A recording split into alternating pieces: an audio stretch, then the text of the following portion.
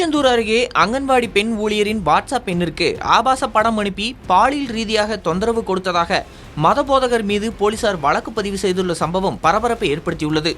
ஆறுமுகநேரி அருகே பேயன்விளை பகுதியைச் சேர்ந்தவர் சங்கீதா. தேரி குடியிருப்பு பகுதியில் உள்ள அங்கன்வாடி மையத்தில் அமைப்பாளராக பணியாற்றி வருகிறார். தனது குழந்தைக்கு ஞானஸ்தானம் பெறுவதற்காக உறவினர் பெண் ஒருவரின் மூலம் சாத்தான்குளம் CSI தேவாலய மதபோதகர் டேவிட் ஞானையாவுடன் அவருக்கு அறிமுகம் ஏற்பட்டதாக கூறப்படுகிறது. இந்த அறிமுகத்தை பயன்படுத்தி கொண்ட மதபோதகர் ஆரம்பத்தில் ஆன்மீகத்திற்கு புறம்பாக தவறான நோக்கத்தில் பேசி வந்ததாக சங்கீதா புகாரில் தெரிவித்துள்ளார்.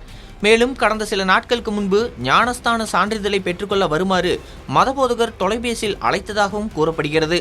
இதனைத் தொடர்ந்து கடந்த மே 13ஆம் தேதி சங்கீதாவின் வாட்ஸ்அப் எண்ணிற்கு குறுந்தகவல் அனுப்பி நேரில் வருமாறு கூறிய நிலையில் பின்னர் தனது மொபைல் மூலம் பெண் ஒருவரின் ஆபாச புகைப்படத்தை அனுப்பி பாலியல் ரீதியாக அநாகரிகமாக நடந்து கொண்டதாக குற்றச்சாட்டு எழுந்துள்ளது. இதனால் கடும் மன உளைச்சலுக்கு ஆளான சங்கீதா தனது செல்போனில் இருந்த ஆதாரங்களுடன் ஆறுமுகநேரி காவல் நிலையத்தில் புகார் அளித்தார். அந்த புகாரின் அடிப்படையில் போலீசார் மதபோதகர் டேவிட் ஞானையா மீது பெண்களுக்கு எதிரான பாலியல் தொந்தரவு தொடர்பான சட்டப்பிரிவுகளின் கீழ் வழக்கு பதிவு செய்து விசாரணை நடத்தி வருகின்றனர். இந்த சம்பவம் அப்பகுதியில் பெரும் பரபரப்பை ஏற்படுத்தியுள்ளதுடன் சமூக வலைதளங்களிலும் விவாதத்துக்கு உள்ளாகியுள்ளது.